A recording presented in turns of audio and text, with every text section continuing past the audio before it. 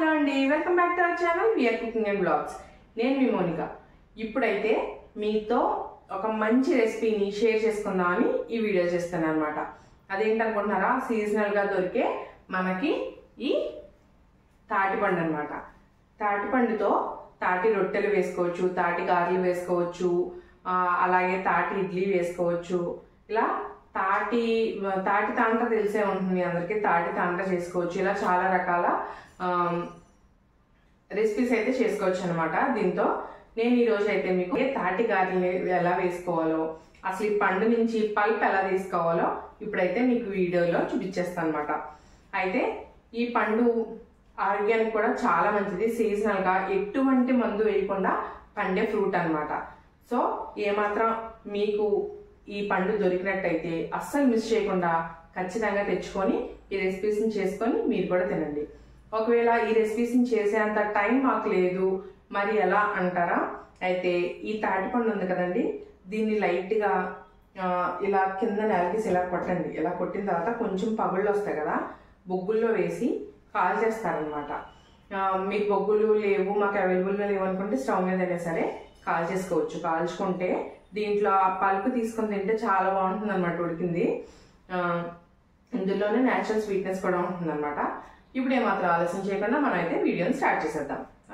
ఇప్పుడు నేను వీడియోలో చూపిస్తున్నట్టుగా తాటి పండులను అయితే ఇలా చితకొట్టుకోవాలన్నమాట. ఇలా కొట్టుకున్నట్టయితే మనకి చిన్న చిన్న పగుల్లాగా వస్తాయి. ఇప్పుడు వీడియోలో చూస్తున్నారు కదా, అలా వచ్చినట్టయితే మనం తాటికాయని ఒలుచుకోవడానికి ఈజీగా ఉంటుంది. ఇప్పుడు నేను చూపిస్తున్నట్టు పై డొప్పలను అయితే తీసేసుకోవాలి. ఇలా పూర్తిగా తీసుకున్న తర్వాత ఆ నల్ల పీచు ఉంది కదండి, ఆ నల్ల పీచుని కూడా మనం తీసేసుకోవాలన్నమాట. చాలా ఈజీగా సపరేట్ అయిపోతుంది పల్ప్ దగ్గర నుంచి ఈ నల్ల పీచు అనేది కూడా. ఇలా నేను వీడియోలో చూపిస్తున్నాను కదా, ఇలా పూర్తిగా తీసేసుకోండి.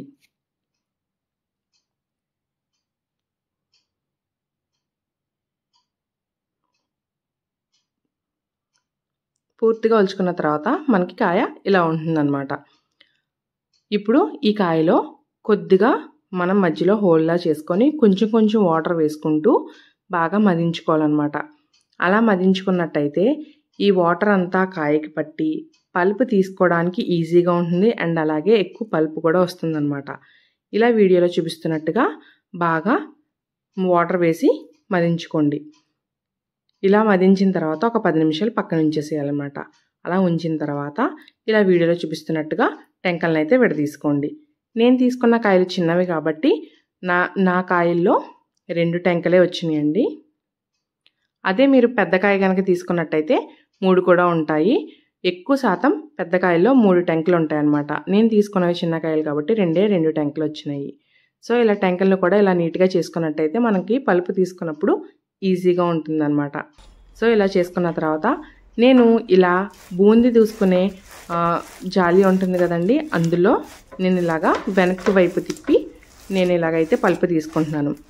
మీ దగ్గర ఇది అవైలబుల్గా లేనట్టయితే మనం నూనె వాడేసే జాలి గరిట ఉంటుంది కదండి, దాన్ని వెనక్కి తిప్పైనా సరే ఇలా తీసుకోవచ్చు. లేదంటే మన ఇంద్రిలలో చిల్లులు గిన్నెలు ఉంటాయి, వాటితో అయినా సరే తీసుకోవచ్చు. నేను మొత్తం తీసుకున్న తర్వాత వచ్చిన పల్పు ఇదనమాట. నేను 3 కాయలను తీసుకున్నాను. ఇందులో మనం 3 కప్పుల బొంబాయి రవ్వను వేసుకోవాలి. నాకు 2 కప్పుల పల్పు వచ్చింది. 2 కప్పుల పల్పుకి 3 కప్పుల బొంబాయి రవ్వను వేసుకుంటున్నాను. ఇలా వేసుకొని బాగా కలుపుకోవాలన్నమాట. ఇలా బాగా కలుపుకున్న తర్వాత ఇందులో బెల్లాన్ని అయితే యాడ్ చేసుకోవాలి. బెల్లానికి కొలత ఏం లేదండి. ఒక్కొక్క తాటిపండు బాగా తీయగా ఉంటుంది, అప్పుడు బెల్లం తక్కువ పడుతుంది. ఒక్కో తాటిపండు కొంచెం చప్పగా ఉంటుంది, అప్పుడు బెల్లం ఎక్కువ పడుతుంది అనమాట. దాన్ని బట్టి వేసుకోవాలి. తర్వాత ఇందులో రుచికి తగ్గట్టుగా ఉప్పు, అంటే చిటుకుడు, రుచికి అంటే ఎక్కువ వేయకండి, ఎందుకంటే తాటి పండులో ఉన్న కంట తగ్గుతుందనమాట. తర్వాత యాలకుల పొడి వేసుకొని అన్నిటినీ బాగా మిక్స్ చేసుకోండి. ఇప్పుడు ఈ పల్పుని 1 గంట పాటు మీరు నాననిచ్చేసేయండి. చూసారు కదా మనం తాటి గుజ్జుని ఎలా తీసుకున్నాము అండ్ అలాగే బొంబాయి రవ్వ, బెల్లం అన్ని ఇంగ్రీడియంట్స్ ఎలా వేసుకున్నాము ఇప్పుడు అంతా చూసారు కదా. నా పిండి అయితే ఇప్పుడు 1 అవర్ నానిందండి. నానిన తర్వాత కొంచెం టైట్ అవుతుంది, చూసుకొని వేసుకోండి. 1 కప్కి 3 కప్పుల రవ్వ అయితే మీకు పర్ఫెక్ట్గా సరిపోతుంది. మనం గారెలు వేయడానికి పిండి గట్టిగా ఉండాలి కదండి, సో మీకు పర్ఫెక్ట్గా సరిపోతుంది అనమాట. ఇప్పుడు మనం గారెలు వేసే ముందు 2 టీ స్పూన్స్ మనం వరిపిండిని వేసుకుందాం. అది వేసుకోవడం వల్ల ఏంటంటే మనకి గారెలు క్రిస్పీగా అండ్ అలాగే ఆయిల్ లేకుండా వస్తాయి అన్నమాట. సో టేస్ట్ కూడా చాలా బాగుంటుంది. ఓకేనండి, ఇప్పుడైతే మనం వరిపిండి అయితే వేసుకుందాము. నేను తీసుకున్న పల్ప్ అయితే మీకు ఫస్ట్ చూపించడం 2 తాటి పండ్లని చూపించాను కదా, నాకు అది గుజ్జు ఎంతో రాలేదండి, కొంచెం వచ్చింది. అందుకని నేను ఇంకో తాటి పండును కూడా వలిచి మొత్తం 3 తాటి పండ్ల గుజ్జుని అయితే తీసుకొని చేసుకుంటున్నాను అనమాట. తాటి పండు ఏంటంటే మనకి కొన్ని తాటి పండ్లలో గుజ్జు తక్కువగా ఉంటుంది, కొన్ని తాటి పండ్లలో గుజ్జు ఎక్కువగా ఉంటుంది అనమాట. మనం తీసుకునే కొంచెం గుజ్జు తక్కువగా ఉన్నాయి కాబట్టి నాకు 3 తాటి పండ్లకి అంతే గుజ్జు వచ్చింది. ఒక్కొక్కసారి మీకు బాగా గుజ్జు ఎక్కువగా ఉన్న పెద్ద సైజ్ తాటి పండ్లకి అయితే మీకు చాలా గుజ్జు వస్తుంది. ఈవెన్ 1.5 తాటి పండు వచ్చేటప్పటికే మీకు అంత గుజ్జు వచ్చేస్తుంది అనమాట. సో ఇప్పుడైతే వరిపిండి కలిపి గారెలు ఎలా వేసుకోవాలో తెలుసుకుందాం. ఇందులో 2 టీ స్పూన్స్ వరకు వేసుకుంటున్నాను అనమాట. వరిపిండి సరిపోతుంది.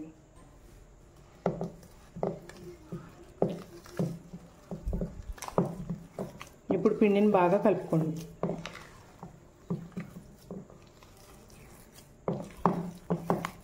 ఇలా చిన్న పేపర్ ముక్కనైతే తీసుకోండి, కవర్ని అయితే తీసుకోండి. దీనికి కొద్దిగా ఆయిల్ని అప్లై చేసుకోండి. ఇప్పుడు మన చెయ్యిని తడుపుకుంటూ మనం గారెల పిండి గారెలో ఒత్తుకుందాం. ఇలా చేయి తడుపుకొని మనం గారెలు అయితే చేసుకోవాలి. ఇలా కొద్దిగా తీసుకొని దీని మీద ఇలా పెట్టుకొని బాగా స్ప్రెడ్ చేసుకోండి. బాగా ఒత్తిగా చేసుకున్నా మనకి లోపల ఉడకదండి.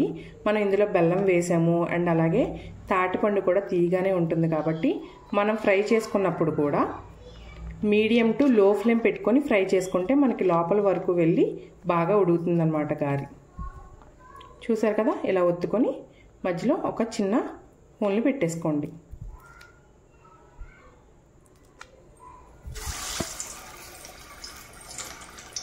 మీడియం ఫ్లేమ్లో పెట్టి మాత్రమే వేయించుకోండి, మర్చిపోకండి. ఏమాత్రం హై ఫ్లేమ్లో పెట్టి మర్చిపోయినా మనకి లోపలికి ఉడకవు, పైన కలర్ వచ్చేస్తాయి అన్నమాట.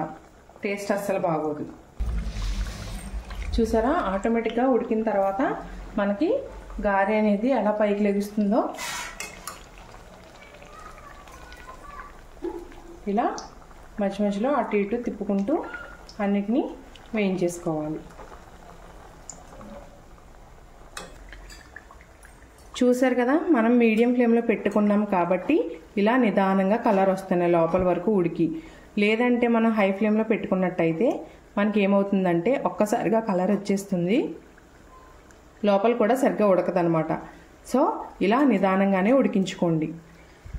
మనకి కొంచెం పైన లేయర్ అంతా ఉడికేసరికి మనకి గారెలు అనేవి పైకి తేలుతాయి అన్నమాట. ఫస్ట్ వేయగానే కిందకి వెళ్ళిపోతాయి, ఏం కంగారు పడకండి. ఎక్కువ గారెలు ఒకసారి కూడా వేయకండి, మామూలు గారెలలాగా. వీటిని అయితే మీ మూకిడి సైజుని బట్టి వేసుకోండి, సరిపోతుంది. చూసారు కదా, మనకి ఈ గారికి బబుల్స్ అనేవి పూర్తిగా తగ్గిపోయినాయి. ఇప్పుడు ఈ గారిని మనం తీసేసి పక్కకు పెట్టేసుకోవచ్చు అనమాట. అలా బబుల్స్ పూర్తిగా తగ్గిపోయిన తర్వాత అయితే మనం తీసేసుకోవచ్చు. ఇలా తీసేసుకొని ఇలా ఒక జాలి గిన్నెలో అయితే వేసేసుకోండి.